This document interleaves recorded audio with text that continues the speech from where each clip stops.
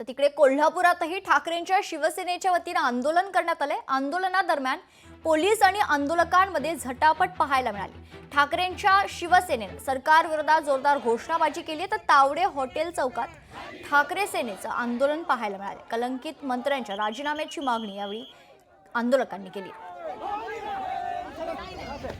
एकाच वेळी अखंड महाराष्ट्रातील जनतेनं हे पाहावं यासाठी एक अनोखं आंदोलन केलेलं आहे। यासाठीच की जेणेकरून ह्या महाराष्ट्र राज्यातील जनतेनं यांचा हा चुकीच्या पद्धतीचा पराक्रम पाहून हे सरकार पुढच्या निवडणुकीमध्ये उलटून पाडावं। आज कोल्हापूर जिल्ह्याच्या वतीनं सर्व शिवसेने पदाधिकारी शिवसैनिकांनी मोठ्या संख्येने येऊन जे 4 मंत्री आहेत, कलंकित महाराष्ट्र केलेला आहे, बदनाम महाराष्ट्र केलेला आहे, या भ्रष्ट मंत्र्यांची राजीनामा मागण्यासाठी आम्ही एकत्र आलो आहोत। खरं तर भाजप म्हटल्यानंतर आम्हाला अटल बिहारी वाजपेयी दिसत आहेत, आम्हाला गोपीनाथ मुंडे साहेब दिसत आहेत, प्रमोद महाजन साहेब दिसत आहेत, मुरली मनोहर जोशी दिसत आहेत, आम्हाला अडवाणी दिसत आहेत।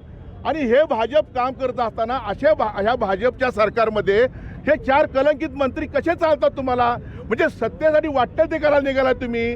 ह्या छत्रपती शिवाजी महाराजांच्या महाराष्ट्रामध्ये, शाहू फुले आंबेडकरांच्या महाराष्ट्रामध्ये हे कसं काय चालतं तुम्हाला? म्हणून ह्या 4 मंत्र्यांचे राजीनामे तातडीने घ्या अशी आज आम्ही इथं मागणी केलेली आहे। लोकशाही मराठी ऐका, पहा, जागरूक रहा।